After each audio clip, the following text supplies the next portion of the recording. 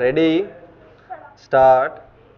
Under the second 5-year plan, the government want to start junior technical institutes, but so far the education department is not in a position to know what type of junior technical institutes are going to be established in the country.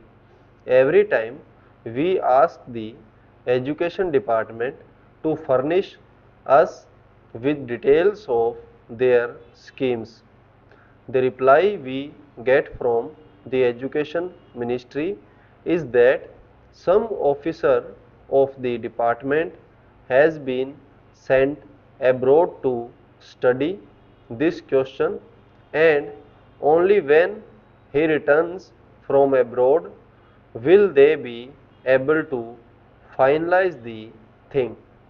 An officer of the education department has been sent to study these institutions in France. I think we must have spent 4 or 5 months in France, but the reply that the education ministry has given is that he could not study the entire scheme and he wants some other officer to be deputed to study. As I said before, under the second 5-year plan, we are to start junior technical institutes, but so far the education department is not in a position to give even the correct information to those private agencies which are there ready to start these schools. Therefore, I request the education department not to sleep over things but to take very active steps in collecting the necessary information and in helping the private agencies who want to start these institutes in this country. I know my people are suffering because they have been given a very defective type of education. Today we have to depend upon the reservations whenever any vacancy occurs in a department. That vacancy, even if it is reserved, is not filled by a scheduled caste man. Naturally, this type of education will not help a candidate to choose any other profession except to depend upon government establishments. Therefore, it is necessary at least to see that the scheduled castes, the scheduled tribes, and the tribal people do not depend upon the reserved services. They must be given technical education. For that, the education department will have to spend enormous money. I do not want government to simply waste in propaganda against untouchability. This is a real step which would definitely improve the conditions and make the scheduled castes to be independent, that is, without being dependent upon government services. Therefore, I would like the Home Ministry to give special directives to all the state governments. I know in some of the states they have started special schools when they felt the need. because in many of the other institutions the scheduled castes were not allowed in those days.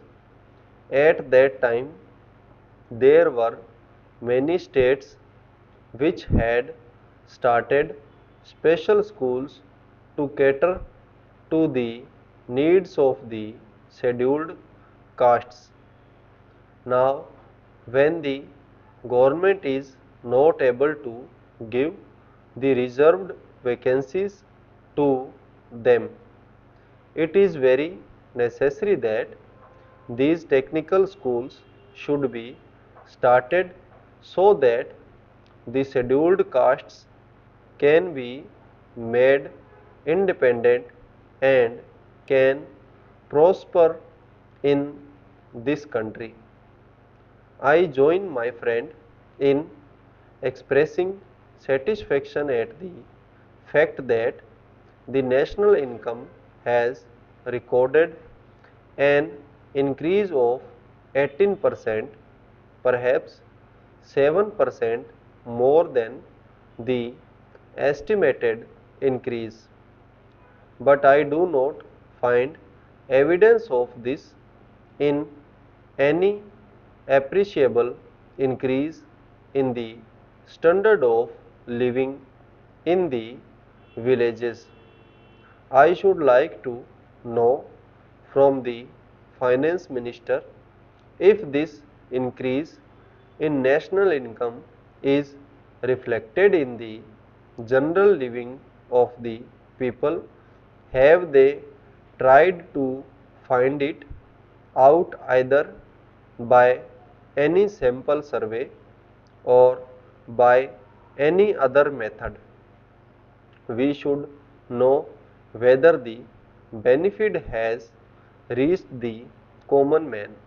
As far as I am concerned, my own experience is that unemployment in the rural areas continues to be as high as it was before. If it has not recorded any increase, one way by which we can gauge this is by the number of persons crowding around round public servants or public men for some sort of recommendations to secure jobs. In urban areas, the extent of unemployment is judged by the registrations in the employment exchanges. I do not suppose there is any such device for the rural areas, and I think our experience can be depended upon to some extent for finding out the extent of unemployment. This leads me to feel that even though there is an increase in national wealth, the benefit is not going to the common man. Therefore, I feel that we should bring about a very drastic change in the property relations if we are really keen on realizing the socialistic pattern of society. The sooner we change the property relation, the better. I believe the proportion in which the accumulated wealth of the nation is held by certain classes determines the pattern of production to a considerable extent. The pattern of production determines the pattern of distribution. We cannot therefore secure distributive justice unless and until there is a change in property relations. We have therefore abolished the sanctity attached to the properties, and we have made compensation payable to those who are expropriated on justiciable stop.